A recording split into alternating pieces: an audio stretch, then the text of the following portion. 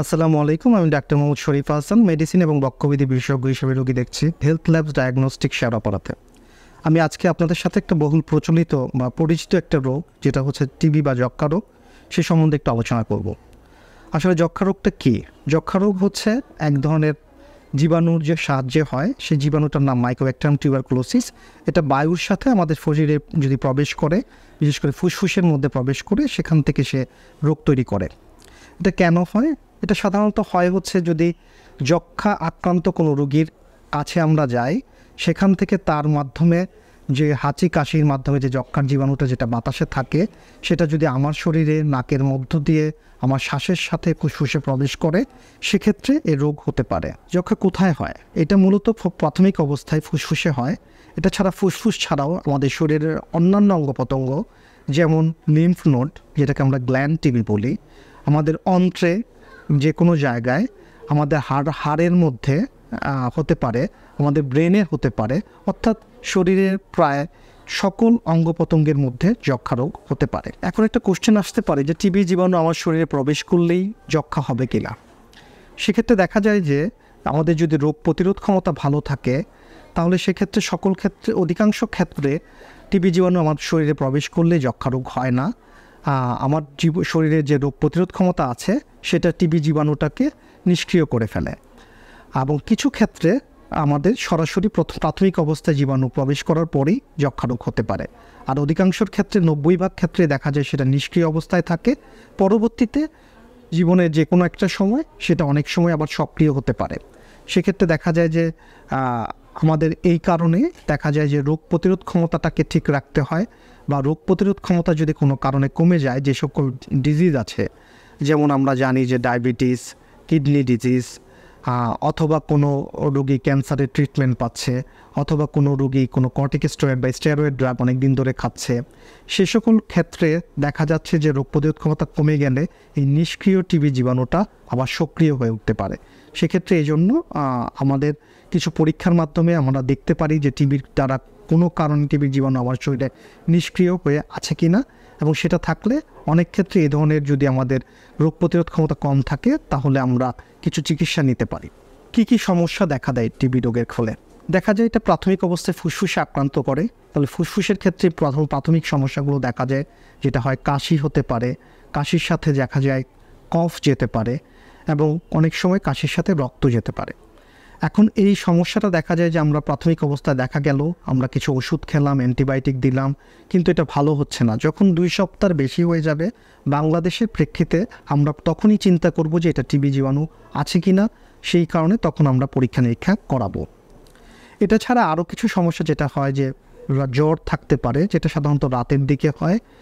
রাতের দিকে জ্বরটা বেশি থাকে, আমরা যেটাকে ইভিনিং রাইজ অফ টেম্পারেচার বলি। এটা গেল ফুসফুসের কথা।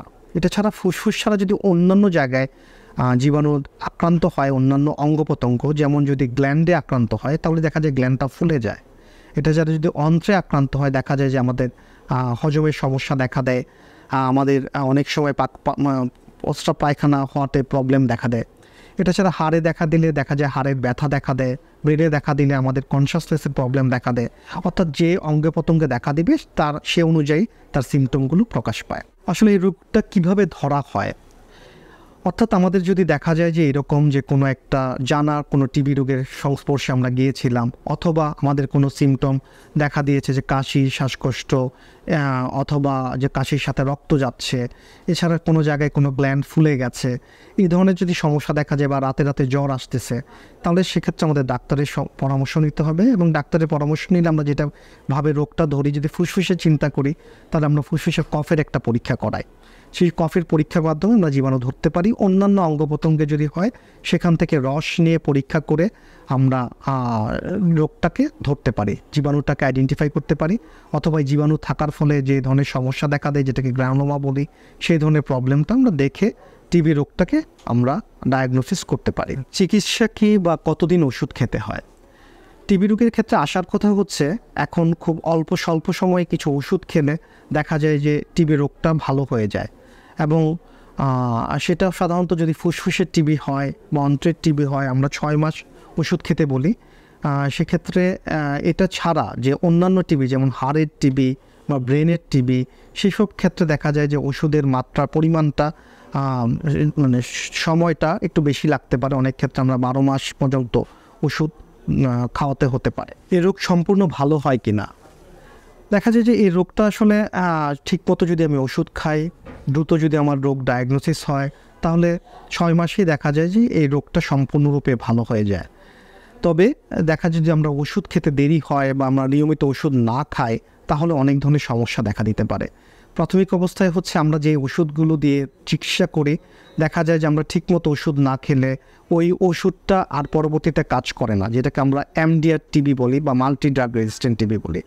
এটা ছাড়া আরও কিছু সমস্যা দেখা দেয়, যেটা যে আমরা দেরিতে ওষুধ শুরু করলে যে ফুসফুসের মধ্যে আমাদের পার্মানেন্ট কিছু ক্ষত তৈরি হয়ে যায়, যেটাকে আমরা ফাইব্রোসিস বা ব্রঙ্কিয়াক্টিসিস বলি, যেটা থেকে পরবর্তীতে রোগীর অনেক ধরনের সমস্যা হতে পারে, শ্বাসকষ্ট হতে পারে, মাঝে মাঝে রক্ত যেতে পারে। এজন্য টিবির যখন সাইন সিমটম দেখা দিবে, খুব দ্রুতই এটাকে ডায়াগনোসিস করার জন্য ডাক্তারের পরামর্শ নিতে হবে, কফের পরীক্ষা করতে হবে এবং দ্রুত ওষুধ শুরু করতে হবে, যাতে এই ধরনের সমস্যাগুলো না হয়, এবং খুব নিয়মিতভাবে 6 মাস ওষুধ খেয়ে যেতে হবে। মানে এই ওষুধ আমরা কোথায় পাবো?